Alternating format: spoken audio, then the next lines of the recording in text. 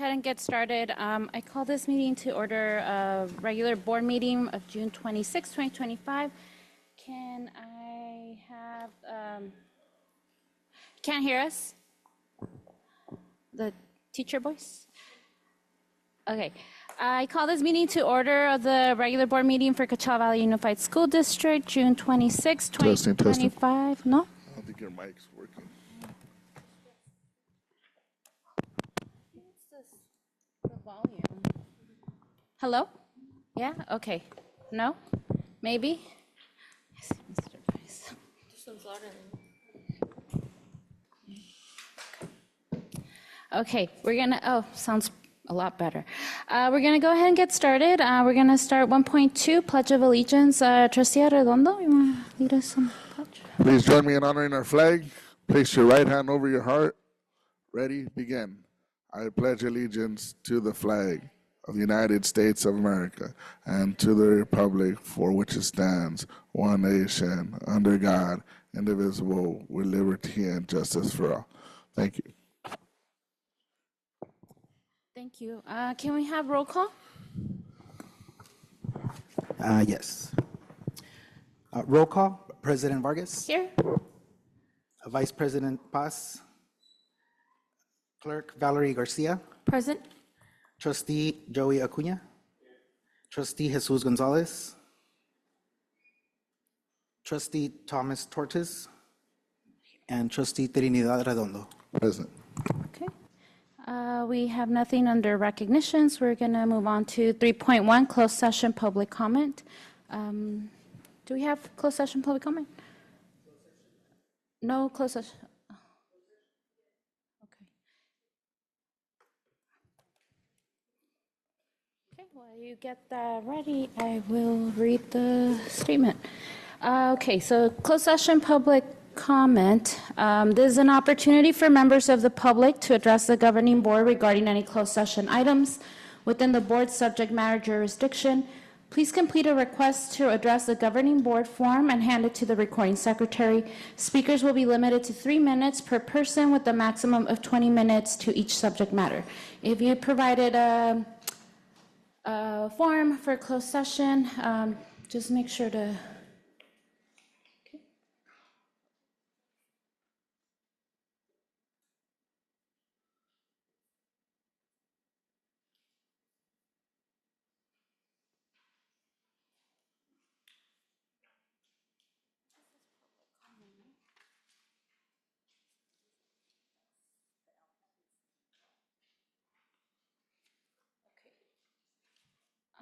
so we have 2 requests to speak. One from Veronica Dueñas, just want to confirm it's closed session. 2 from Veronica Dueñas. And Sandra Ramirez, is that public comment in the general? Public comment. Okay, thank you. So Veronica Dueñas, 3.6. 3.3 and 3.6. Okay, okay. So Veronica Dueñas, CSCA Classified Union on 3.6. So I have 2 requests. One is 3.3, and then the other one was 3.6. Yes, So 2 thank you. different ones, okay? So good evening, good afternoon. Veronica Dueñas, CSCA Classified Union Representative. Good evening, President Vargas, Dr. Esparza, Superintendent, all trustees, and cabinet.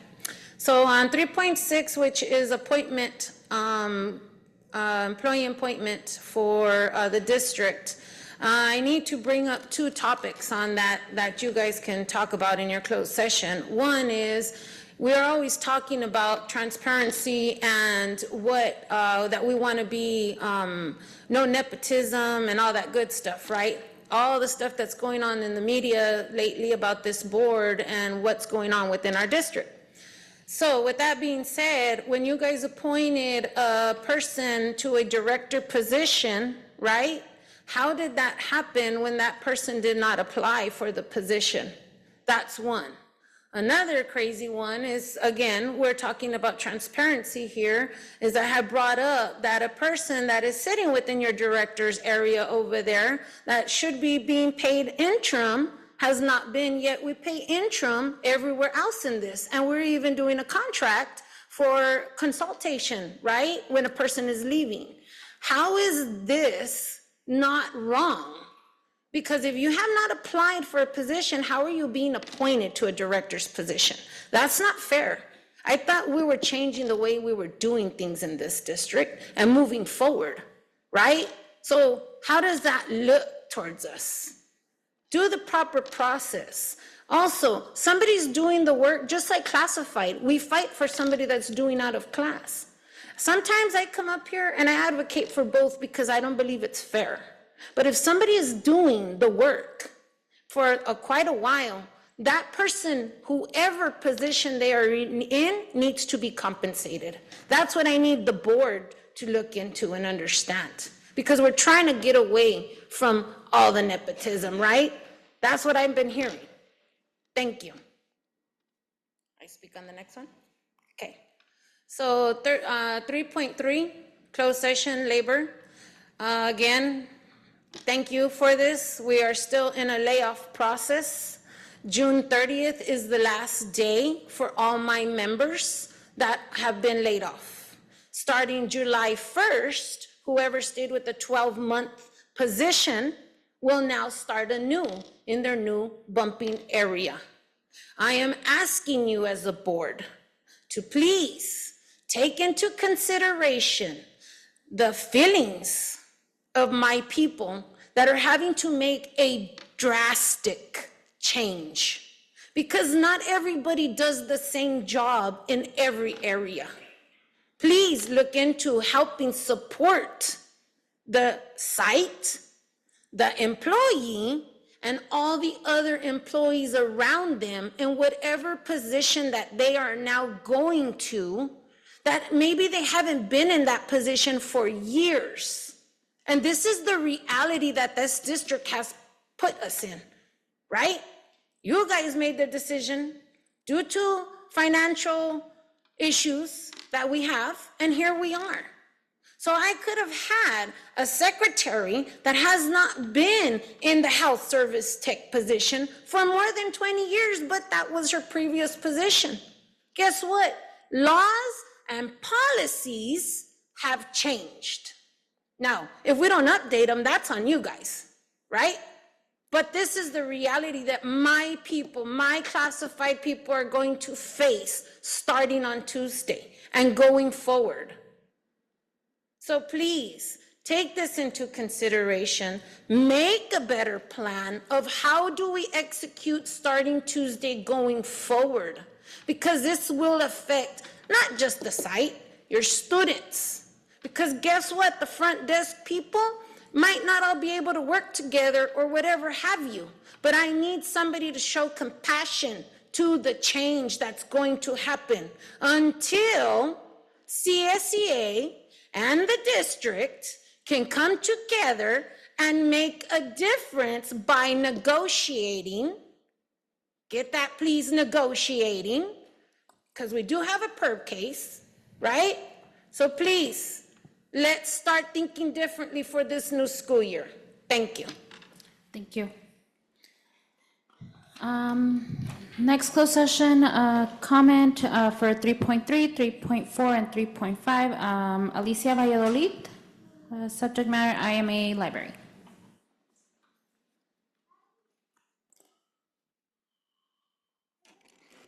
Thank you. First of all, I read the agenda, and for my surprise, I saw a name that he resigned. Gus, where are you? Is he here? He's right there. I'm gonna miss him. When we had problems at our school site, he was there. And I was like, oh, I can't believe he's leaving us. But he has his reasons why. Well, I'm here because I want to say 2 words, but something happened yesterday. It was like, oh my God. It always happens to me when I'm leaving. I leave at 3:30. I had a parent come in at 3:30. And she had a question like, my son's iPad broke. And I go, okay. What do I do? The insurance company's closed. We can't send them. And I can't accept the iPads. I don't know if I have a job, right? And then I explained to her the best I can, and I said, can you call us a week before school starts, because I was honest, I don't have a job. And she left. And then it occurred to me, that happens every year. Parents and students drop their iPads. By the end of the third week, we have like 30 or 40 iPads. If I'm not there, I don't know who's going to do it. We want to go back to work with us, work with Veronica and the staff and the DO. We want to come back. And the main reason that I was here is I want to say thank you for listening. Thank you. It really comes from here. I've been working for many years, and they told me, you don't have a job. I accepted it. In the beginning was hard. I accepted it. But thank you for listening. Thank you.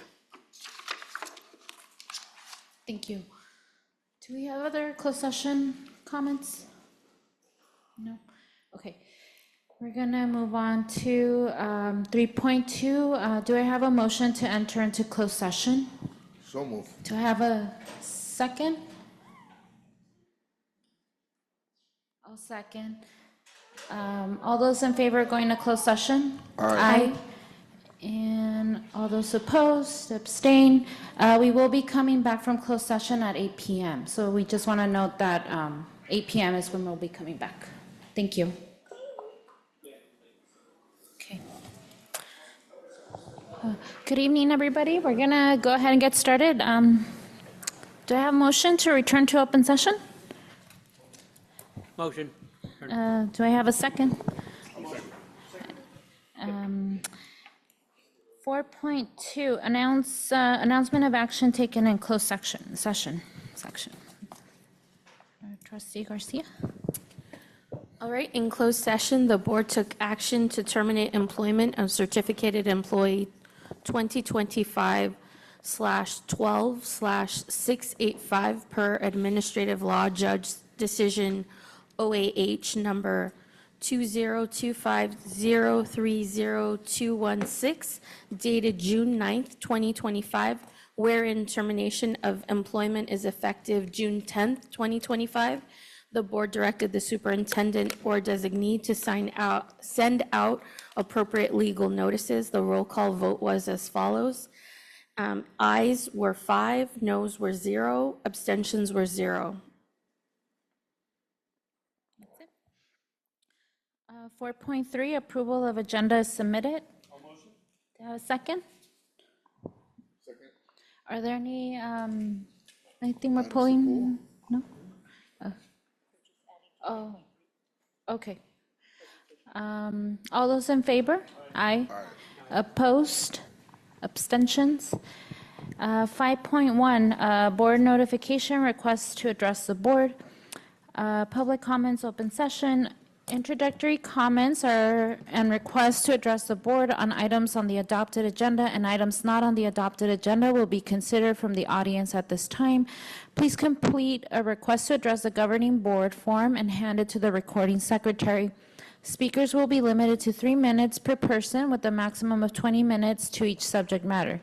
Additionally, the person making the request should state his or her name and the name of the organization or group represented. Please be advised that the board is not always at liberty to answer questions right away. State law prohibits the board from taking any action on items not listed on the agenda. We have a couple of public comments. First public comment, we have Sandra Ramirez, CB Parents, on the Latino Commission and CCAP.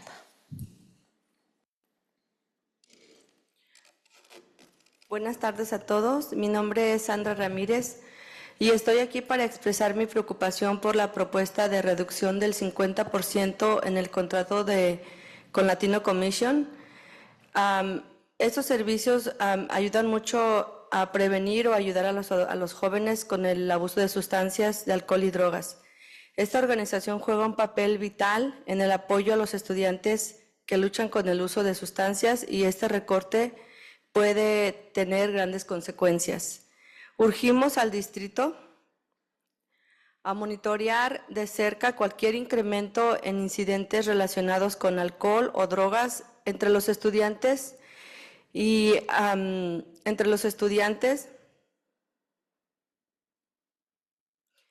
Y también queremos que se estén más al pendiente sobre los centros de bienestar, asegurarnos que tienen el personal adecuado. Nuestro objetivo debe ser siempre mantener a los alumnos en las aulas, aprendiendo y recibiendo apoyo, no expulsarlos. También pedimos que el distrito vuelva a comprometerse a resolver los conflictos a través de una perspectiva de justicia restaurativa, sobre todo a medida que navegamos reducciones en los servicios de apoyo esenciales. Gracias por su tiempo y liderazgo continuo. Gracias. Thank you. Next speaker, we have Rafael Delgado Castillejo. Tema, the subject, school year 2025-26.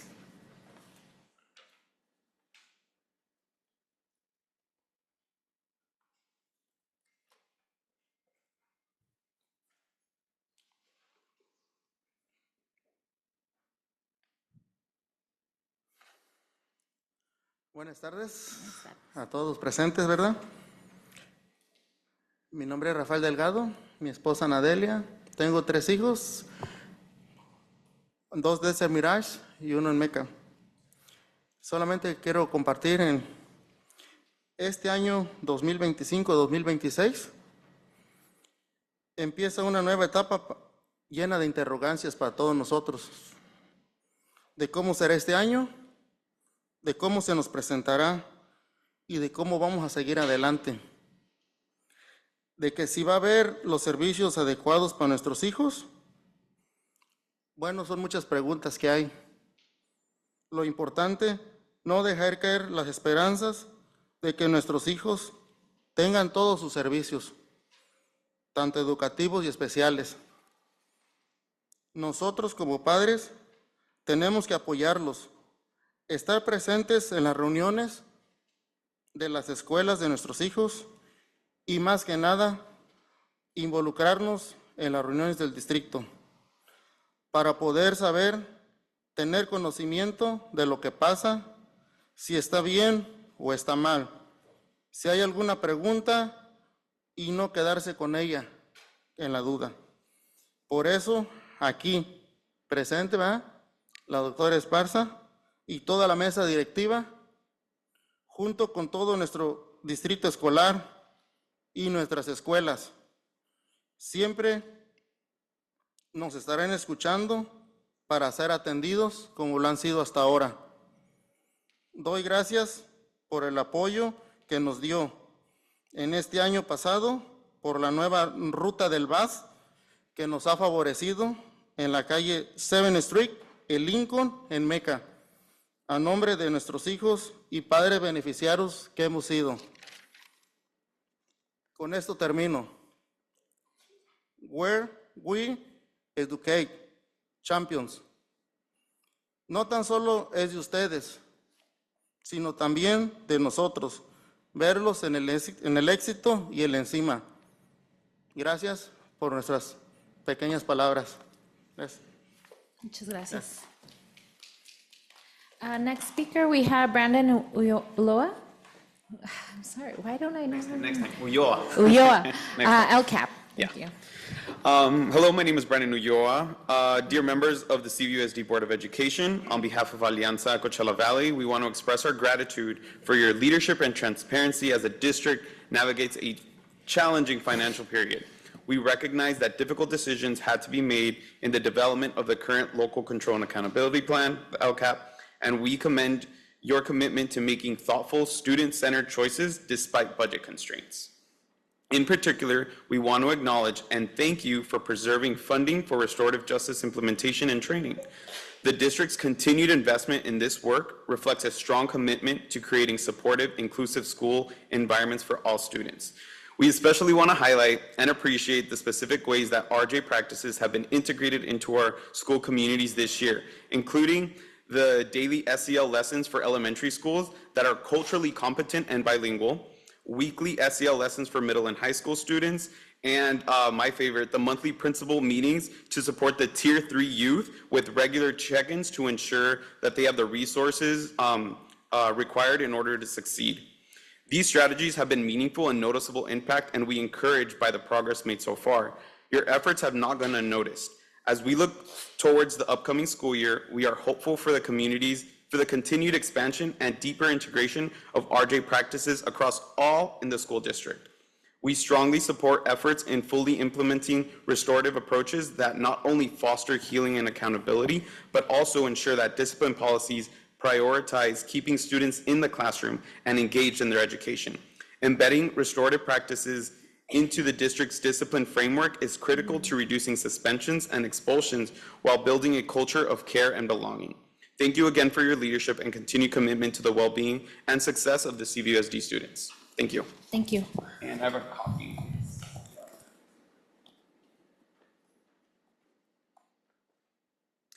Next speaker, Billy Franco, Curriculum and IMAs.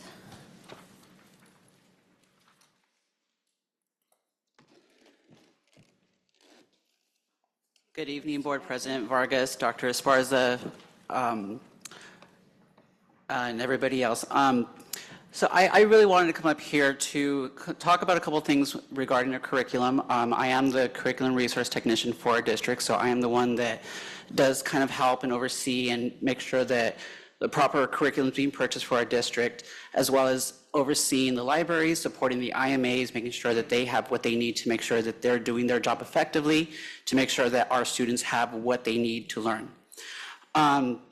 With the IMAs that, as of right now, that they're not coming back. Monday is their last day. We no longer have people that are able to get our curriculum to our students on the first day of school. How do you expect a student to learn, have their full education without their materials? Only the IMAs are able to distribute that material. Administration cannot touch it. Other classifications cannot touch it, only the IMAs. As of right now, no student is going to have their materials, no teacher is going to have their materials. Our students will not be able to get their full education. At the same time, we're trying to focus on pushing literacy and promoting literacy to our students. Without the IMAs running the libraries, you're now closing off the libraries, restricting them from getting that literacy access. How is that possible?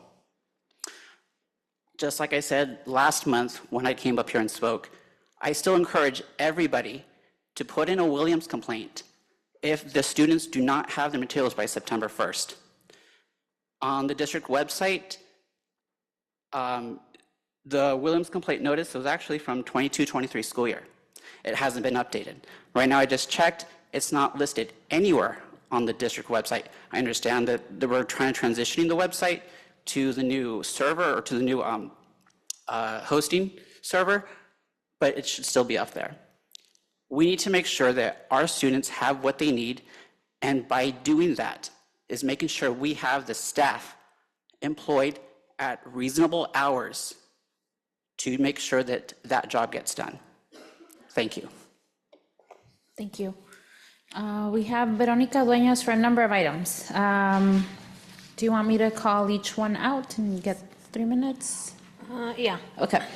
So Veronica Dueñas, CSCA, Subject Matter Transportation ID System. Okay. Good afternoon, Veronica Dueñas, CSCA, Chief Union Steward, Classified Union. Good evening, President Vargas, board members, trustees, Dr. Esparza, Superintendent, and Extended Cabinet. So, last board meeting, I believe it was, I wasn't present, either last board meeting before, there was a presentation and there was a conversation that was held by your management here to you about the system that was going to be used, and I'm going to say going to be used because that's what was said, and that was going to be a pilot here for summer school, okay? So now I ask you, has anybody heard of the system being used? I'm going to tell you no, okay? So we have the system, but it's not being used. So I just want to make sure you all have asked for transparency. You all ask, per the recommendation of administration or staff, right? This is what we should do, go forward, and let's purchase things. But again, use what you guys are going to purchase. Make sure that all the systems that are at the sites are working, because I can tell you right now, they're not at some sites. I already know this. So I'm waiting for you guys to learn the system, work the system, and see how it functions. So you have 10 days left of summer school. And where are we using the system? How much is the system, right? Ask your guys yourselves that. We just came off of Tyler, let it go, came into a new one, and where is it working? Yet you were told up here, because I was part of that board meeting, but I was on Zoom, when I heard the comments that we will be piloting it for summer school. I want the system to be working. I want it to be used. I am pro the system. Why? Because it's not accountability for you guys. It's accountability for my people towards you guys. The students' accountabilities for my drivers also. Why? Because when a student is left at a stop somewhere, it's not blamed all on the driver because of whatever happened. The student will swipe, you know the student's there, the student swipes again, and you know the student got off, and what grade that student is. And it's not like, oh, what happened to the kid? We got a lost kid. Please, get this system going. You guys have said it time and time again, and here we are again. Thank you. Okay, next item, recognition to staff. I'm not going to introduce myself. I'm already up here. So I want to give a recognition and a shout out to all CVUSD staff. I want to say goodbye to certain directors. You did awesome. You might have been new, might have had a couple of years. We have shifts, we have a deficit, and now you're leaving us. Thank you. Thank you, Gus. Thank you, Armando. I don't know who else is leaving that I haven't seen anybody. Over there, Cindy. Thank you, Cindy, for everything that you have done. And now I want to say welcome to the new leadership that is coming in. Because what's funny is that I heard a little thing where it said that you go on to a certain system and it tells you, no, don't apply for CVUSD. Literally says it. It's not a good place to apply. I'm going to say they're wrong. This is a great place to apply. Yes. Do we go through our ups and downs here? Yes, we have. But the reality is that management out there is doing their damnedest to get this district to where it needs to be. And I appreciate and I applaud everybody that has worked here. My classified staff and the teacher certificated staff. Thank you for all your hard work that you guys have done and put into this district. Yes, are we going through hard times and some people will be laid off completely? Yes, but it doesn't mean that the fight stops. But it does mean that we will support our students. We will support our district, our school sites, and our community. So thank you, everybody, for this long, hard year, but we will still keep going every single school year that we have in our strength to keep going. Thank you. Thank you. Next item, schools first at, it says ATM at CVUSD. Correct. Okay, thank you. So I want to bring to the board, I was on the facility committee today, but I wasn't able to get in a comment into that facility committee, so I said I'm going to bring it here, but I would still like it to go forth in the facility committee and be looked at and really planned if possible. I'm asking the district to please look into the Schools First ATM machine here in our district. This supports staff, everybody, community that is part of this bank branch, right? It is, CSEA actually works with Schools First. We have them come out, they come in and they do advertising and all that good stuff, but they support schools first and foremost, is support districts. So just to let you know, our sister chapter and district across the way actually has a Schools First ATM. And yes, there comes pros and cons, but the reality of the con is to the staff and anybody that is with the bank. We can have that here. I have talked to several Schools First representatives, and they have reached out to the district prior, but nothing ever happened. This is something that will also bring morale, and I'm going to say it like that, because our members have to go to the sister branch out there or to the New Palm Desert branch out there. And if we were to have a ATM here, guess what? It would be so much more better for them also. And I have had membership also say, why can't we have a Schools First ATM? So if the district can please look into considering that and whatever it is that needs to happen. Again, it's up to you guys. You don't have to have it here right in the district. You can have it somewhere within the grounds of the district if they're afraid of any kind of vandalism or anything like that. But guess what? CVUSD is not liable for anything. It's actually the bank. The bank takes care of everything. The bank fixes everything. So CVUSD would just be a housing for the ATM. Thank you. Thank you. Veronica Dueñas, 9.2 Latino Commission. So I am pro the Latino Commission support for our sites. Yes, I know that we are in difficult times and we are reducing it. The only thing I ask the district, please make a plan for this and a better one to support our kiddos out there. There was a lot of rocky stuff of only the referrals get seen, and some students literally fell through the cracks and never got seen. And some had mental issues, and there was some suicidal issues also, and they were never addressed because they fell through the cracks on those referrals. Now we're putting 21 therapists, licensed therapists at the sites. Guess what? Your high schools, how many kids are there for one person? Where we have higher rates of mental issues and substance abuse. Please, let's really think about what is in support of our kids. I know we have a problem with it, right? I know that the money is tight everywhere, but we want to make sure that there's a plan to help support the kids, especially, and I'm going to say it, immigration. Today, I literally saw somebody get arrested on 86 going towards 29. Literally. And you had two vehicles and they surrounded one person.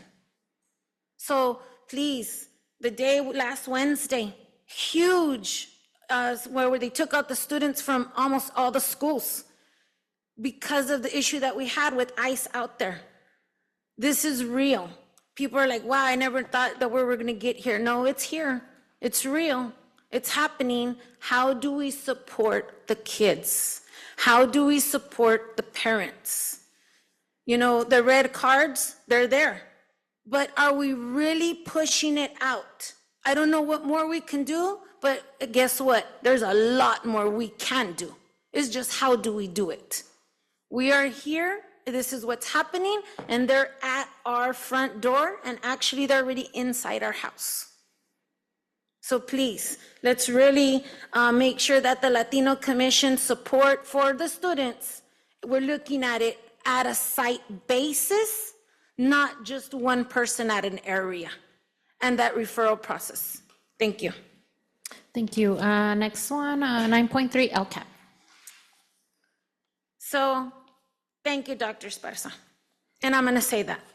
The LCAP process has been one of those you know, kind of battles uphill and downhill each year. But this year, there was actually a change.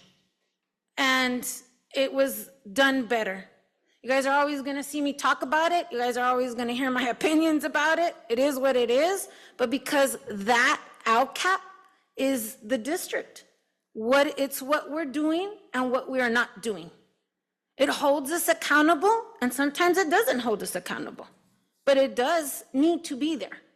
So I really appreciate this year, the collaboration, the way it was being worked out, the forums that we were having, the communication. That's the big one. The surveys. I know my classified, they weren't always all filling out the surveys. I'm sorry, this year was a bad year.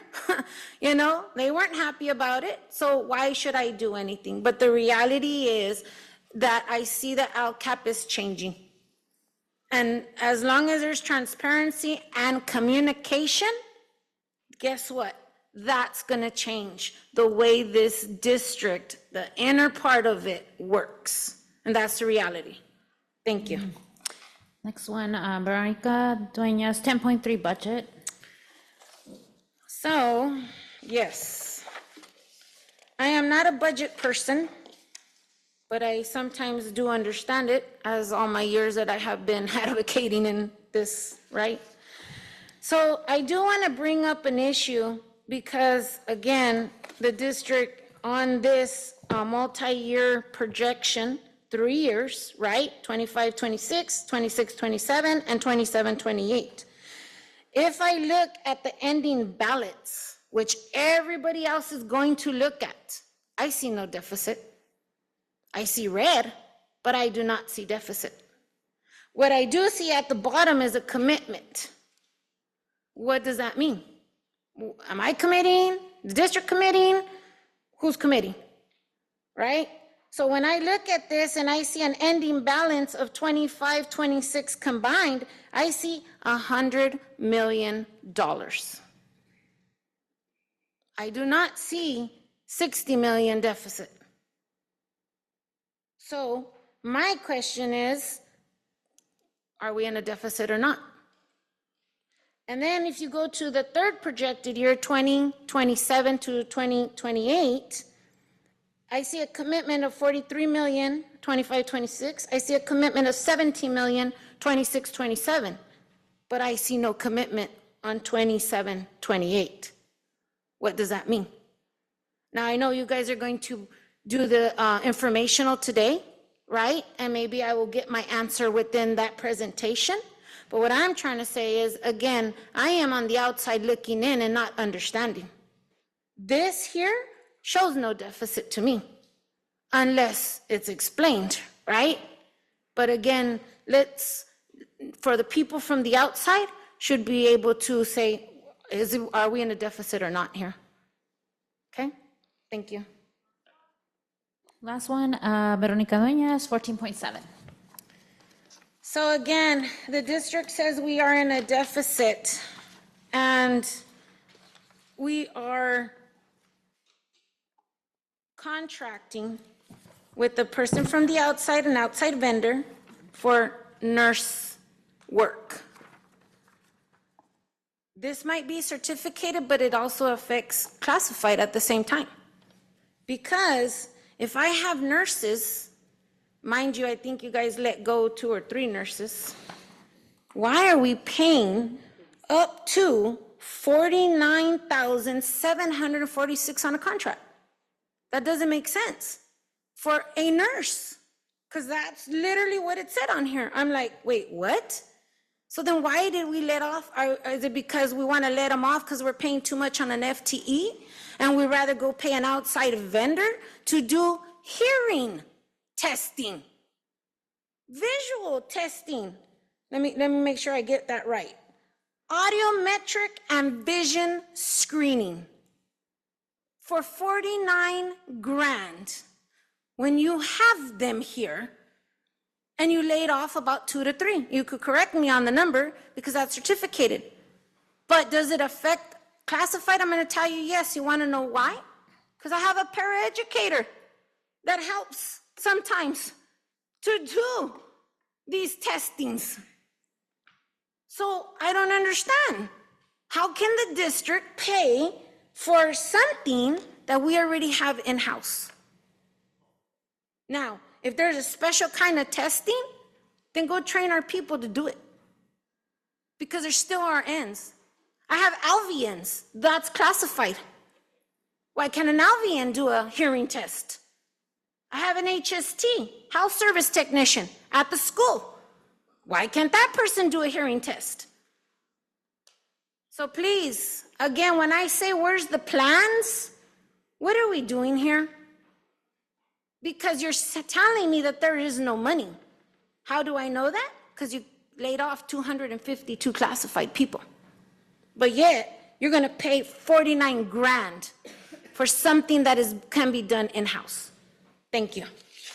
Thank you. Are there any other public comments? Yes, we have one public comment submitted online Is that from, is it a speaker or written comment? not written Oh, comment. okay, so moving on so no more speakers, right? So we'll move to 6.1 written communication. Thank you, sorry. Online comment submitted by Michelle Ramos. I have worked in the Coachella Valley Unified School District for the past 19 years. This district has done so much for many families, staff, students throughout the years. This past year and a half, I feel there has been a split between all these stakeholders. It has become very political at CVUSD, keeps getting dragged through the mud. The union that represents myself and other teachers say they are speaking on behalf of the 900 teachers when they go to Sacramento and bash our district. They are not speaking for me and many others who are tired of seeing CVUSD dragged through the mud on a daily basis. Maybe do a poll and find out who wants to be a part of this fight. And you might see it is a lot less than you think. Is that the only comment? That's the only comment. Okay, thank you. Moving on to 6.2, we don't have a student board member report. So moving on to 6.3, we have board member reports and board requests for future board meetings. Trustee Acuna, should we start with you? Just doing it alphabetically now, is that how it's going to go? I was like, to my left, because that's where my heart is. Yeah. I'm sorry. Welcome, everyone. I'll make it short. A couple of things I did want to mention, and I know Veronica started it already, but some of our people are going either by choice or by not, and it's saddened, even though and I did vote for some of them, so they can be mad at me as well. But there's a lot of people that we are losing, and they have served our district with great honor and always put the kids ahead of everything. So I want to thank all of them. And then some of you who are moving on to other positions or other areas, I want to thank you all as well, some of the other people. And then as you said, to the new people, welcome. Some of you are just being elevated to a different position. Maybe some are from the outside. I did want to take one particular person and say thank you to, and I got elected on the board about the same time as she came in her position, and we had a conversation a little bit earlier. But I do want to thank Ms. Parati for all the stuff that she's done for our CTE program. I think our district, when I got on the board, it was okay, but because the district had a very vibrant CTE program before in the past, people thought it was very stagnant, it wasn't moving forward, and in fact, for someone like me and others who had been through those types of programs, it wasn't. And I think with just a little support from the board and a little encouragement, she was able to do a lot. Now granted, I don't think we've always agreed on every single way to do it, but I do wanted to thank her for all her things in our CTE program that today boasts some of the best around, our alignment with the academic also, and the infusion of, now it's in the middle schools, now it's in the elementary schools, and I think those are things that, along with all the staff and all the people that work with you, the teachers, the principals, and everyone, but I did want to thank you for that, because we got here about the same time. What? Oh. No, so I did want to thank you, Marie, and good luck on your retirement. I know you're not going to stay retired long, because you have to do something. A couple of other things I wanted to also touch base on. The situation that happened last Wednesday with ICE, it continues to happen just in smaller ways. I think I'm proud of the board that we've taken a proactive stand and supported the community, but I think it's only going to get worse. So I think, as you mentioned, however we can work with our community partners, they've been out there really on the front lines. We've been supporting as best we can in the capacity that we can, but we owe them a lot of credit.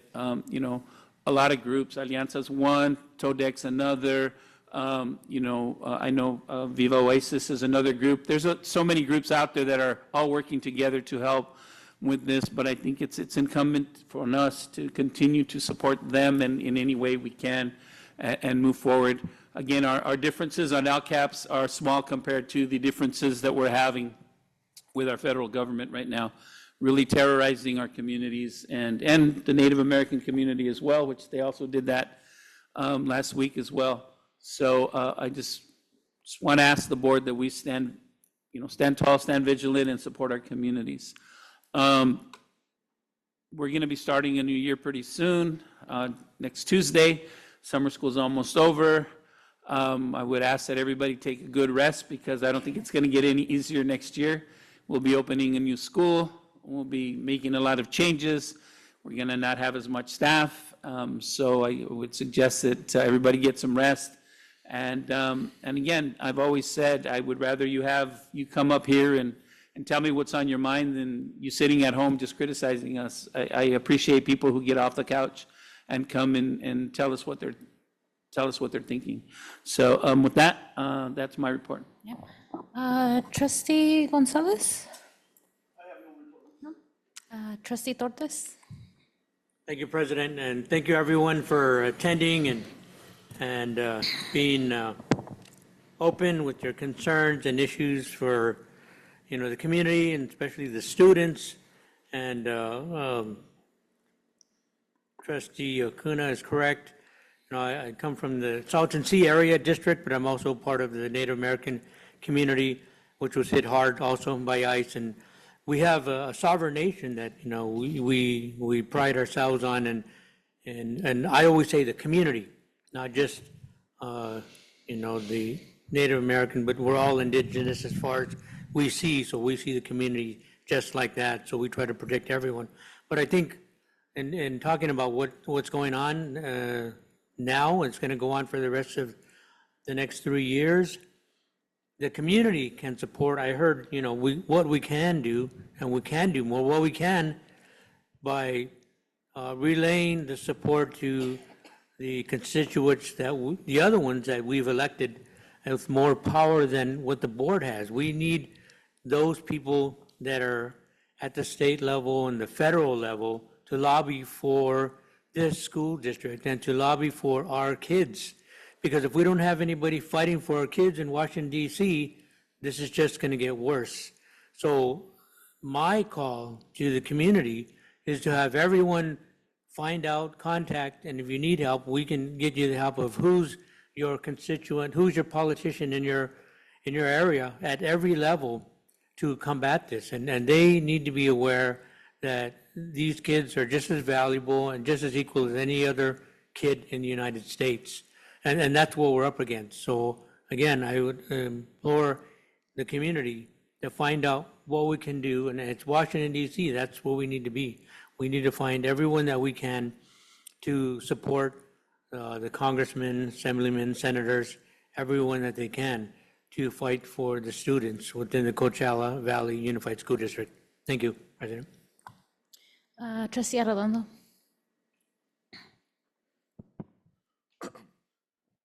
Good evening, everybody, and thank you for being here. Thank you for your public comments. They're always important for us to hear from community.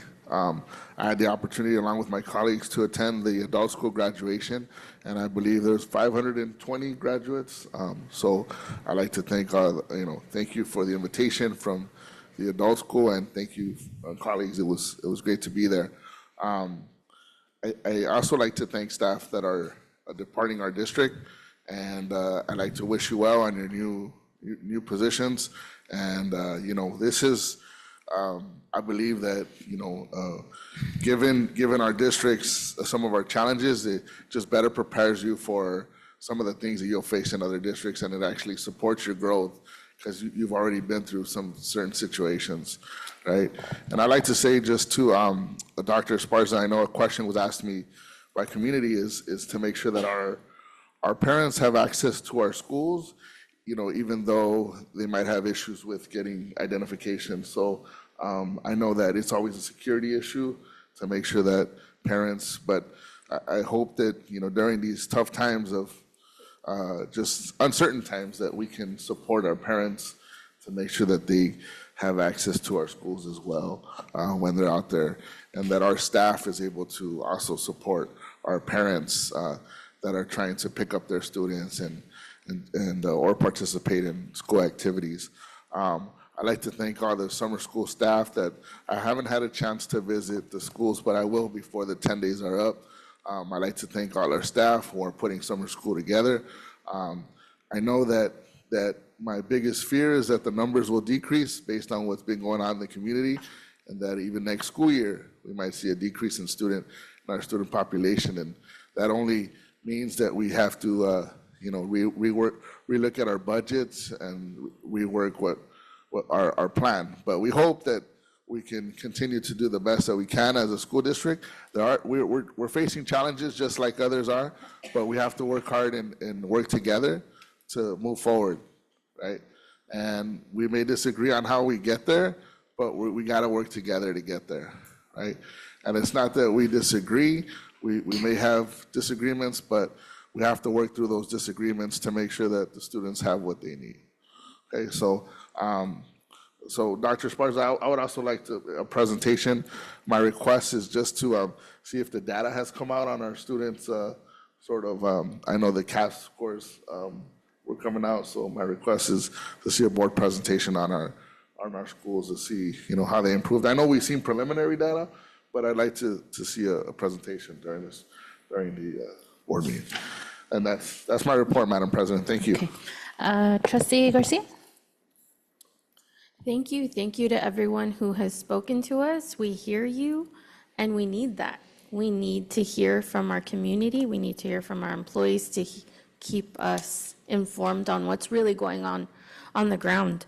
I think everyone who has been with us this year, who's staying with us next year, as soon as we began the process and understood that we were going to make difficult decisions, I knew we were going to lose people, and it broke my heart because everyone who works with our students from the ground up, you're all important. It's a learning community, and you all make an impact. So it's never been easy for me to make those votes. Completely understand the need for grace and planning for next year.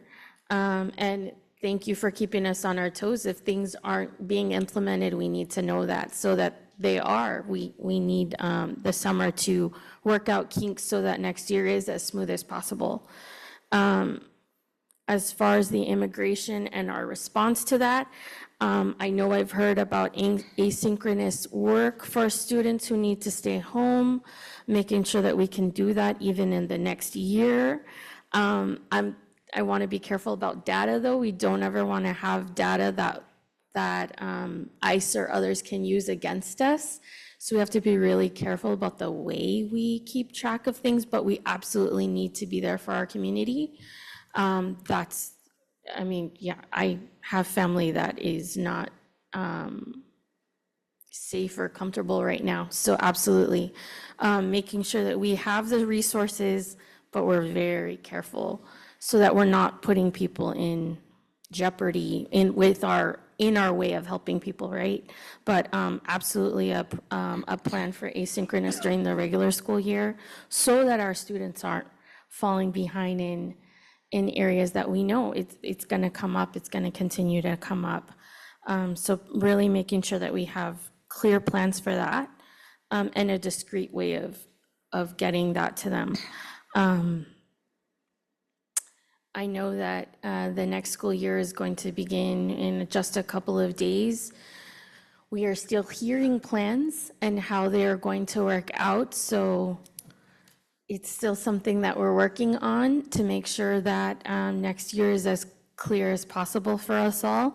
I thank you for asking pointed questions about our budget. It's very important that the public can follow along with us so that it's clear. This school funding is not a clear thing. And with our presentations and such, it should be so that anyone off the street should be able to follow along and that it's not something that you have to go through multiple, I mean, our budget is over 100 pages every time we submit it, but it doesn't mean that we can't make sure that the public can't follow along. So thank you for that, because it is important, and that is why we're here, is to make sure that our community understands. So we still have a lot of work to do. We thank you for the comments, and we still have things to work on, absolutely. Thank you. Good evening, everybody. Thank you all for your reports. On my end, definitely have had a lot kind of reflecting the last 2 weeks. There's definitely, been a lot on my mind. I want to thank Veronica for, the comments that were made on the multiple items, but recognizing and expressing gratitude to our staff, I think it's really important. So, the last several months as we've been working on, our fiscal plan and our stabilization plan, we've had to make some really hard decisions. And, I'm really grateful for the staff that we've had and that we have, continue to have. I think last week, as mentioned, immigration, the various agencies that came through our community, it just really made me think a lot about just the way in which our staff really step up, right? For our students, for our community, definitely made me really proud of every single person. I think, being in education myself, a lot of my students were also impacted. And so I know that I was in communication with our staff here, just trying to see how we were going to support our students and our families. And so I really appreciate just the ability for everyone, right? From our bus drivers picking up students, from staff picking up our calls, trying to support, with some of the mental health needs. Our principals, I know that they had to reschedule a meeting just so that they could be at our sites supporting our students. And so, despite a lot of the challenges that we speak of, our district, right, everyone stepped up that day. And so I really want to express my gratitude to each and every one of y'all for doing that for our students. I also had the opportunity to join the adult school graduation, and one of the speakers shared a quote that I really resonated with. So she said, she quoted Confucius, our greatest glory is not in never falling, but in rising every time we fall.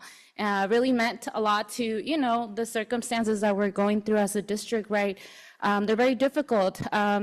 It's hard to hear the stories of our staff every single board meeting, right? And the conversations we have outside of the podium and the district meetings here. So it's definitely been heavy, right? Just being able to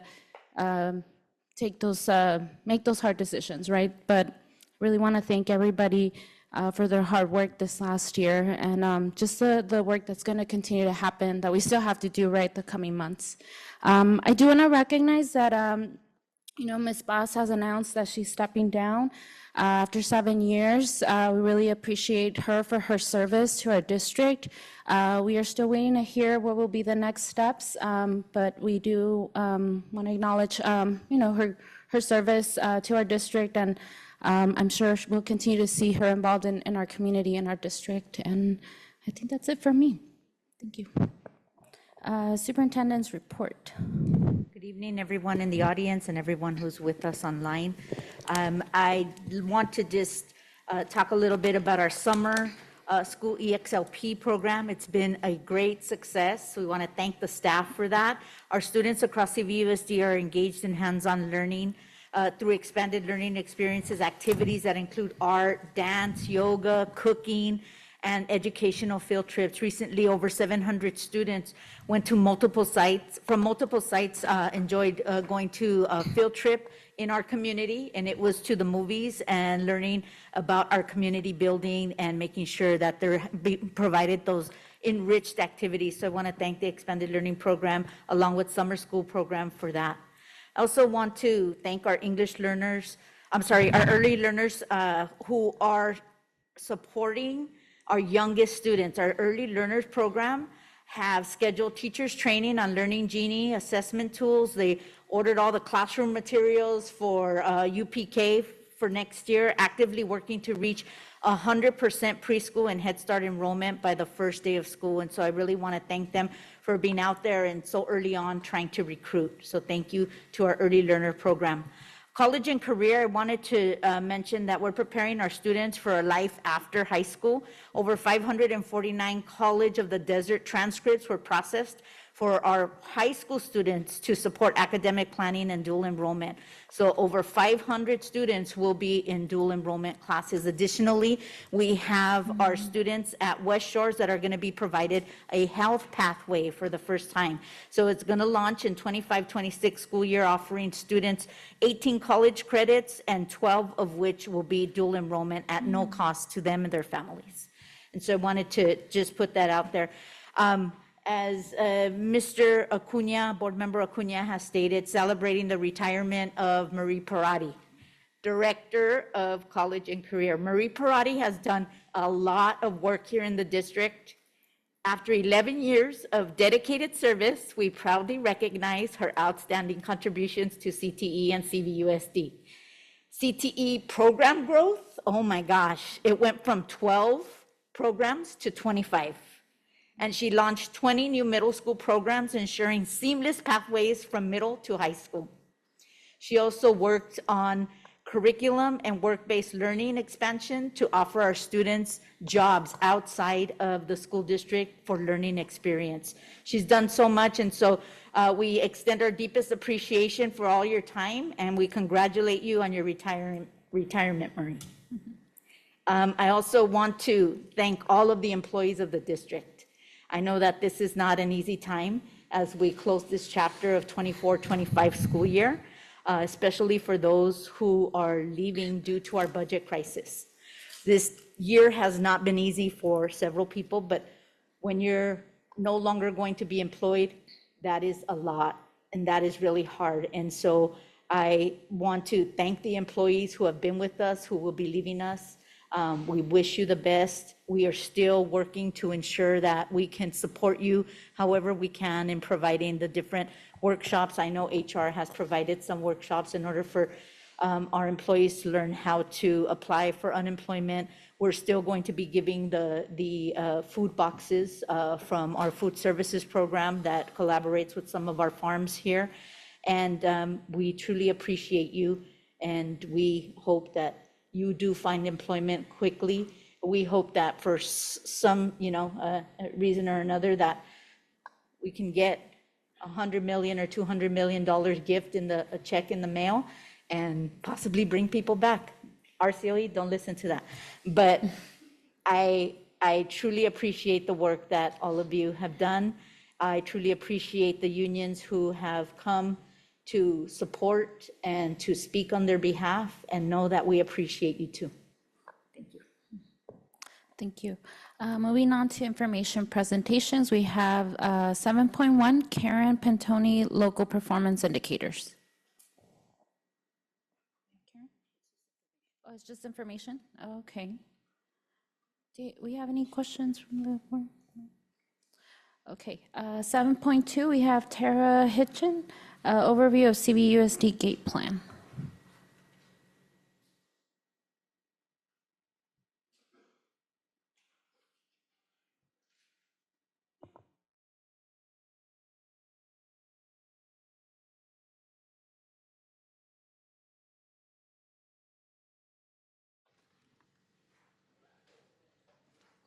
Okay, perfect. Good evening, President Vargas, members of the board, Dr. Esparza, and cabinet. My name is Tara Hinchin, and I'm one of the directors of MTSS Academics Elementary. I will be giving you an overview of our gate plan for the upcoming school year. This plan was created with input from teachers and educational service staff to ensure best practices for our gifted and talented students.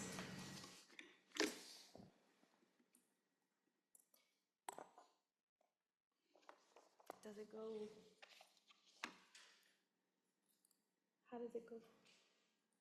Do we need the clickers? Oh, okay. To summarize our vision for the GATE program, we want to ensure that we are recognizing and nurturing the diverse abilities, talents, and potential in all of our students. The first part of the plan lies in identifying students who would qualify for GATE identification. This would be done through universal screening in grades 2 and 4, utilizing multiple measures which include teacher and parent voice based on assessments and many other opportunities to measure intelligence capabilities.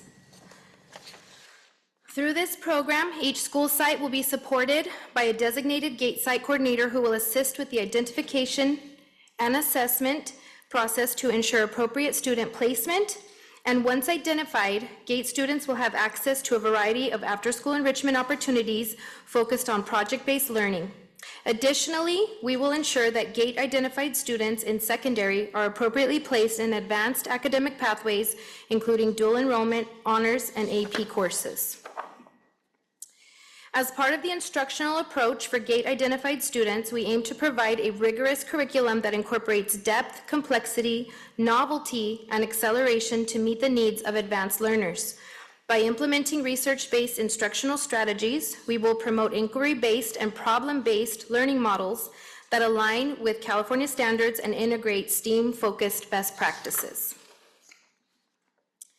This plan also includes ongoing professional development for all educators to build their understanding of gifted education practices and ensure equitable access to services for all identified students.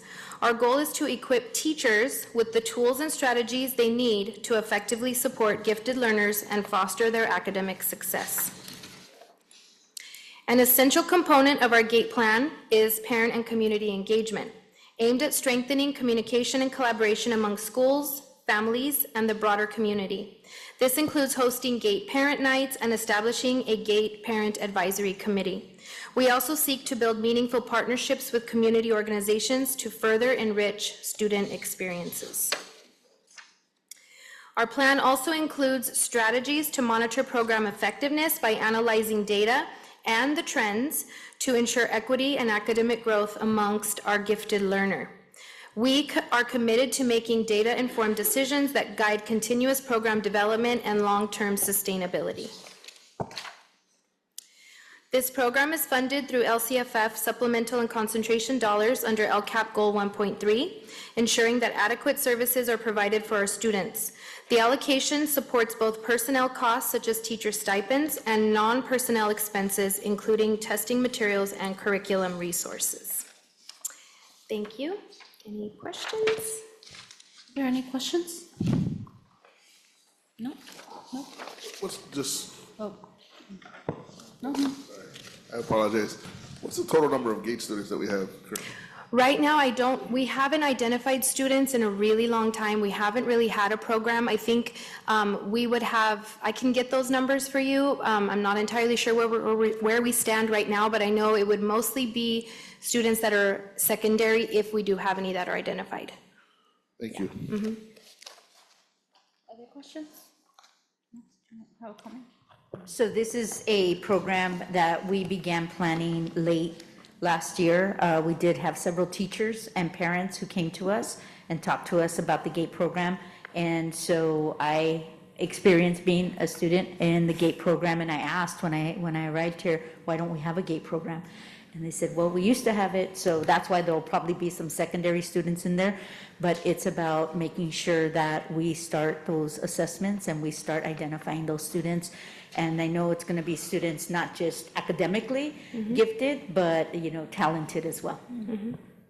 And that's the multiple measures part. So there's different rubrics that are used to determine their talent. So it could be that they have, a variety of talents, not just the academic piece, but we want to hone those, refine those.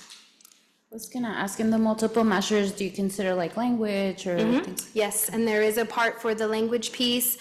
So there, like I said, there's about 7 or 8 different rubrics that we're using to determine and trying to get really that whole child, looking at the whole entire child and what they bring and what their talents are. Thank you. If there's no more questions, we'll move on to 7.3, Tara Hinchin, informational presentation on Read With Me program. So I'm going to go ahead and introduce Sean Webb. He is the director with the Read With Me, and so I'll turn the time over to him. Excellent, thank you. Good evening, Dr. Esparza, Board President, Cabinet, and Board of Education. Thank you for having me. As Tara mentioned, my name is Sean Webb. I'm the Director with the Riverside County Office of Education of Literacy Outreach. And with that, my primary responsibilities are to oversee this amazing organization called Read With Me. Up on the screen here, I want to share a little bit about Read With Me. You can see that is our mission statement, but I think the mission kind of speaks for it when I share about the pictures. The two pictures in the middle there, you could see one of our volunteers working with students in your classrooms. At the bottom there, you could see a student working one-on-one with one of our volunteers, as well as at the bottom left-hand corner, that's another part of our program where we provide books in the form of a book fair two times a year for students to be able to take home. So our TK through second grade students take 2 books home twice a year, as well as our older students take home 1 book. And then I included that top picture there because it's quite fascinating. You may have seen it in the Desert Sun. In February, it was featured because Read With Me, we have 3 generations in that picture that all volunteer for us. In there you have the mother, you have her father, and then you have her son. The 2 adults volunteer at Peter Pendleton Elementary School. They're there multiple hours a week, volunteering their time. And then their son, the lady's son there, who goes to, he's a student at Xavier, they have a partnership with the neighboring district at Desert Sands, where they go over to Martin Van Buren Elementary School and volunteer there. So that's just a little bit about what our program does. A little bit of history, as I shared, the program here started in 2004 from Roberta Klein. Anybody on the board know which school they started at first here in Coachella Valley Unified? Mecca School. And I was actually a teacher at Mecca School when they started, so it's kind of fascinating that it's kind of come full circle. But we serve all 3 school districts here in the Coachella Valley. We provide volunteers in classrooms, tutoring and mentorship, as well as we provide books to students. Now we're called Read With Me, and I'm going to talk about how that's kind of transformed in some of the other places as well. With me tonight, I have our couple of our regional coordinators, Alana and Rochelle, who oversee our CV Unified Schools. If you could just, thank you. And then we have Bruce Hall. Oh, thank you, I appreciate that. And then we also have Bruce Hall, who oversees our West Valley Schools. And then running around behind us is our IT and technician, Stefan Pejovic, who helps us out a lot.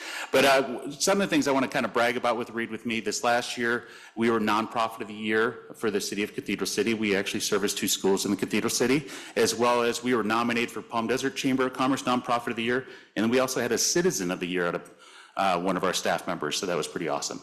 So how does it work? Read With Me. So one of our regional coordinators will go ahead and work with a school site. Usually your site administrator will assign a teacher on special assignment, maybe an assistant principal, to work directly with our regional staff. And our regional staff will then go ahead and work with that staff member to survey the teachers. Who wants to volunteer? Once we find out what that number is, we go out in the community and we recruit them.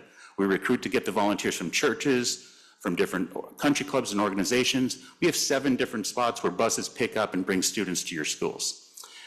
From there, once we recruited them, we work hand in hand with your personnel department. Jasmine is awesome. I know Bruce and Alana and Jasmine have ongoing conversations to make sure that our volunteers are through the process so they're ready to go. After that, we orient them. We bring them through an orientation and a training. Some of our school sites, like at Palmview, we've been there so many years. Mrs. Alvarez, she brings us in and has an orientation with the volunteers. So some of the school sites are a little bit more in depth, some not as much, but hand in hand, we do work with them in those atmospheres. And then they get their assignment. They go into the classroom, they're working one-on-one, we're working 3-on-1, and it just kind of works. We ask for our volunteers to give a commitment of 8 times.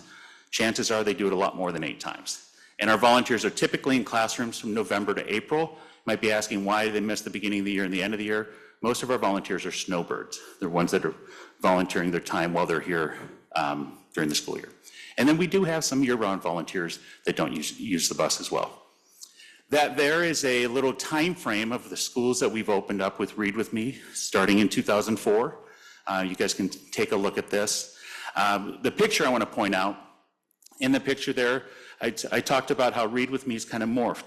Mr. Morris there, as well as his wife Jeannie. Jeannie is our president, and she dedicates her time at Sal Martinez, and she has been for over a dozen years, along with her husband. Her husband is a very gifted person with reading, as well as very gifted in math. He worked for Boeing. He was an executive for Boeing. A lot of our volunteers have those types of things in their background, so they bring that to the classroom. He also works with kids in math. So you've got like a little math with me program going on there as well. It's kind of special. So to date, our partnership from 2004 to 2024, you can see the stats there. 3,000 unique volunteers that we've supplied classrooms, over 90,000 hours provided, over $1 million spent in books. And then just this last year alone, 253 volunteers in classrooms. Now these stats are actually a little bit skewed because these were stats at the end of April. In May, that's kind of when I submitted the slides and so forth. So the numbers are actually a little bit more than this right now. And then you look at the amount of books that we provided in the schools and then in the community. So you might be asking, what are the community events? Well, we partnered with the Coachella Valley Library. Any public event they had last year, we provided books for them to hand out. We partnered with the Galilee Center, partnered with CV Rescue Mission. Any type of opportunity for community events, we enhanced it with providing literacy activities. And then lastly, I am the overseer of a nonprofit. We are funded by grants, donations, and so forth. We are partnered with the county, which is absolutely amazing, which helps to provide the transportation to bring all the buses to the school sites and so forth. But I just want to make sure that, as a nonprofit director, I want to make a little pitch. My pitch is I would love to be able to work with CV Unified. As you know, we're going to be in every one of your elementary schools next year, but I'd also like to work with your ELOP programs. You have access to videos there of the last 2 years where we worked with partnering districts here in Coachella Valley. How many have heard of Math Field Day? We started Literacy Field Day. I want to try and coin that. I want to have it be fun. I want them to enhance and see literacy in those ways. So we've done those the last 2 years with our partnering districts. We'd love to be able to do something similar for CV Unified in the future. And then lastly, if you're a Barry Manilow fan, this is a direct opportunity where you can support Read With Me. We're one of the 25 charities that are being awarded that night, those 5 concerts. So we'd love to see you there. And I just want to say thank you very much for having Read With Me part of CV Unified. I've been part of CV Unified. I was in the district for a couple of years as a teacher at Mecca. You may not know I was your head football coach at Desert Mirage when they first opened up, so I have a lot of ties to this district, so thank you very much. And just want to mention Dr. Esparza, thank you for joining us at your first board meeting with Read With Me. We appreciate it. But I do want to open it up for questions.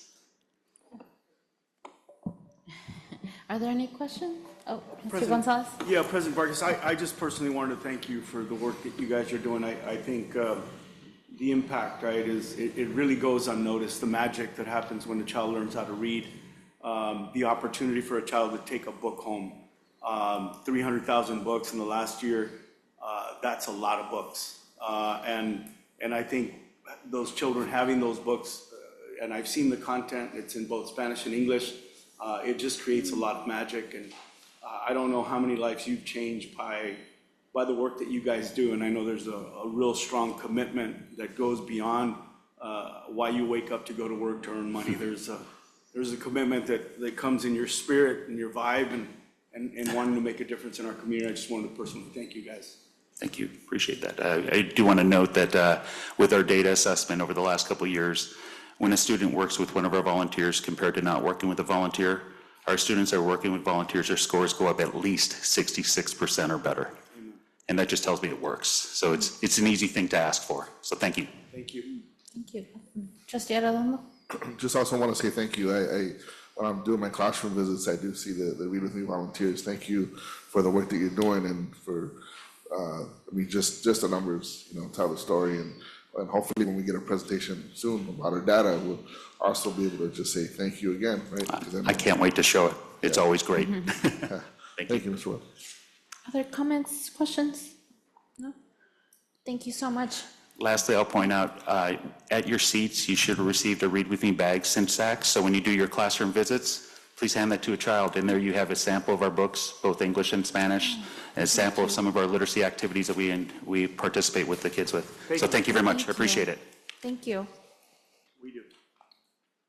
Okay, next item, 7.4, Daniela Tavares, Business Services Restricted General Funding Balances and Financial Report.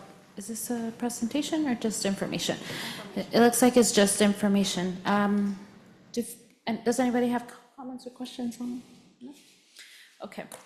So we'll be moving on to administrative services.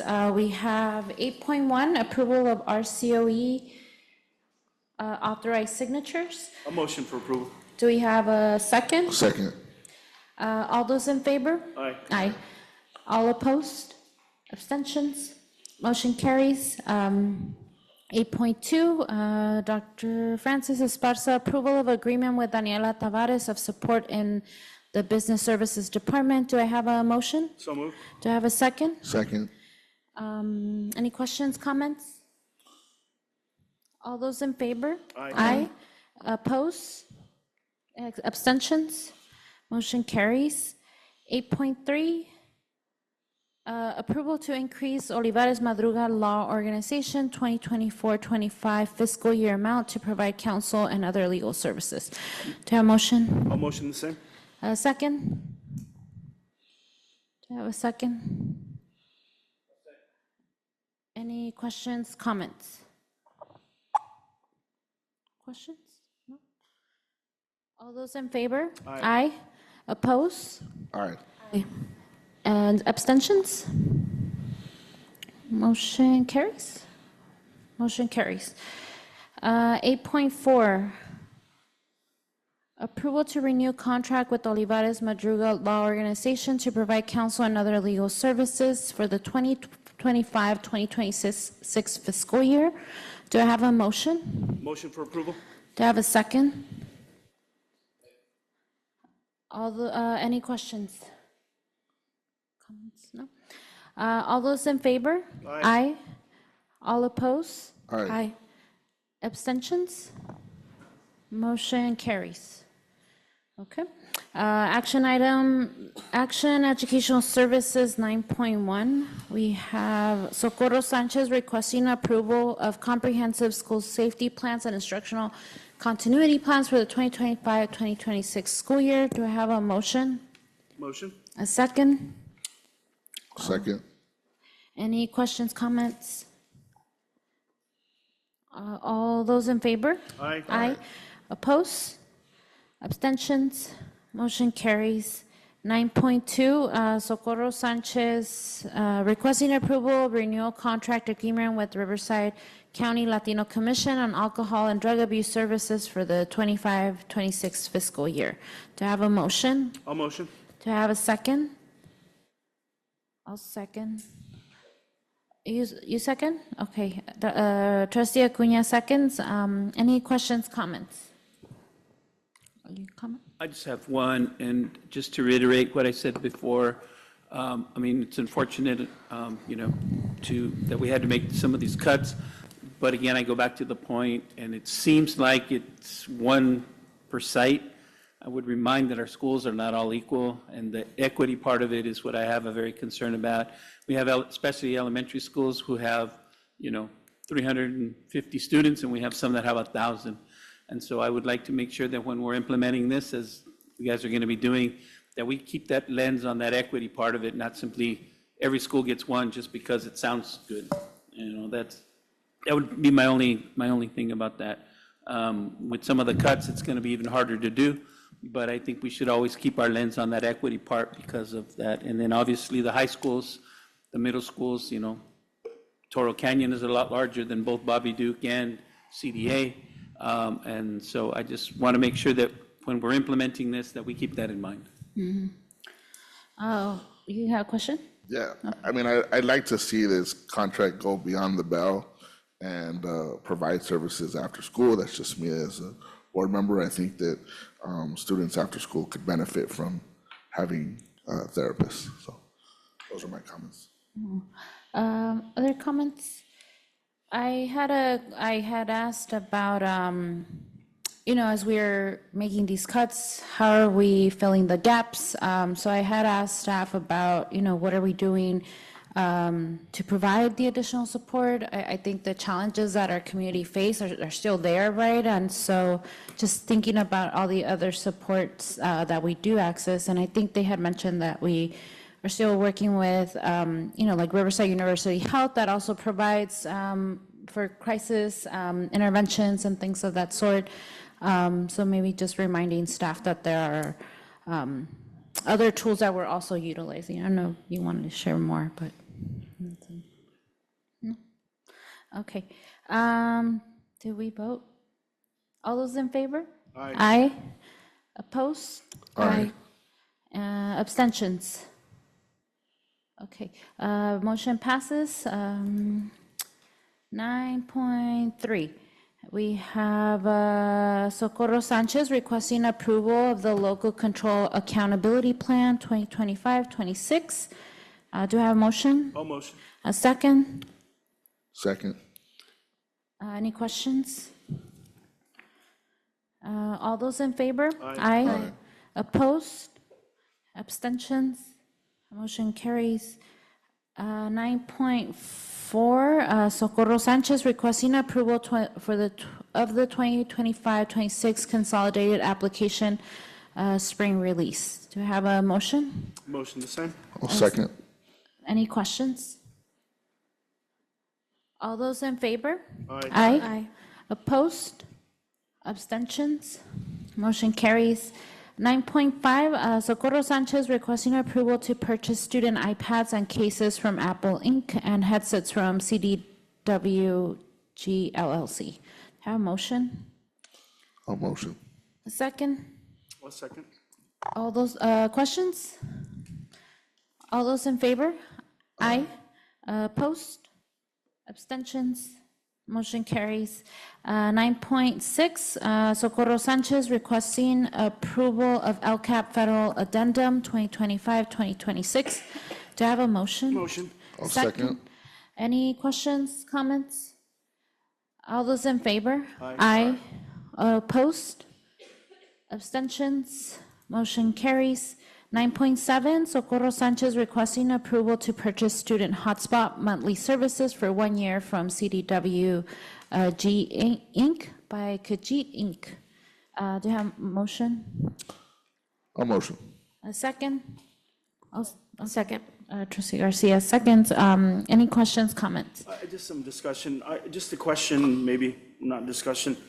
Do these types of, are we piggybacking back on other service providers, or are these going out to public bid, or we're just picking a contractor? Staff's coming.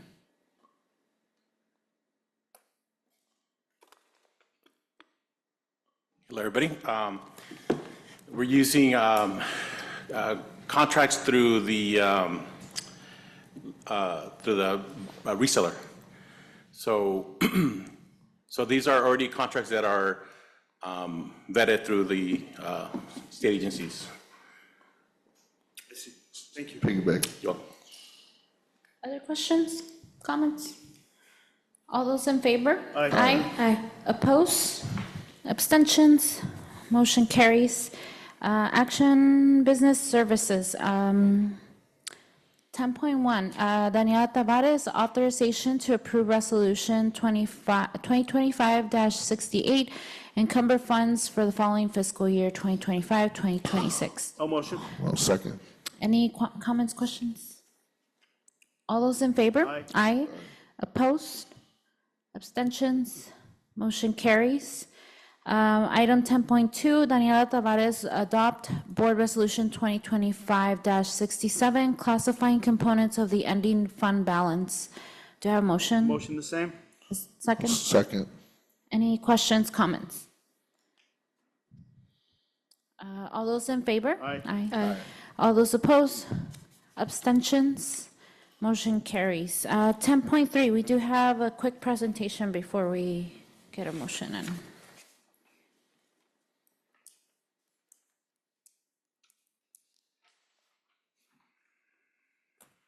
And I'm briefly going to summarize an overview of what was presented at our last board meeting in regards to our budget for 25-26.